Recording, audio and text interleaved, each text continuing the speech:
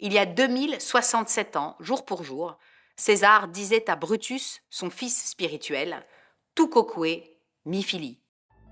Tu quoque mi fili, ou comment un tien vaut mieux que deux tu l'auras. Pendant les vacances, nous sommes allés voir avec les enfants Astérix et l'Empire du Milieu. Et j'ai trouvé les critiques du film vraiment rudes. C'est ludique, bon enfant et familial, ça remplit parfaitement sa mission. Alors, à contre-courant et en hommage à César, je me laisse porter par la date du jour, comme on dit. Il y a 2067 ans, jour pour jour, César disait à Brutus, son fils spirituel, « Tu quoque mi fili », ou plutôt « Tu quoque mi fili », en voyant ce dernier planter à son tour une dague dans son corps, au cœur du Sénat de Rome, dans la curie de Pompée. Tu quoque mi fili, ou toi aussi, mon fils, pour ceux qui n'auraient pas lu l'entièreté de leur manuel de latin. Assassiné par 23 sénateurs qui craignaient sa tyrannie et surtout son proche couronnement au titre de roi, César disparaît ainsi. Ces assassins souhaitaient alors restaurer la République.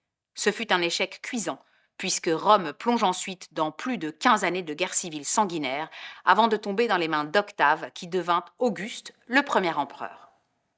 C'est à ce tournant de l'histoire que fut remplacé le gouvernement républicain par une succession d'empereurs totalitaires, et c'est ainsi que l'Empire romain vit officiellement le jour. Alors, que retenir de cet assassinat, à part l'emploi de la formule latine « opportunément un jour si votre fils venait à vous poignarder », évidemment le changement. Cette leçon de l'histoire fut maintes fois répétée, dans d'autres lieux, à d'autres époques.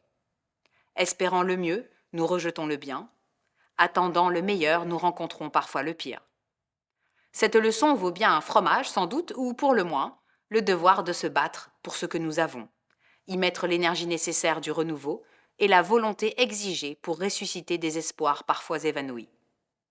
À contre-courant du changement systématique, il est agréable de rester apprécié, laisser mûrir et vieillir en loyauté.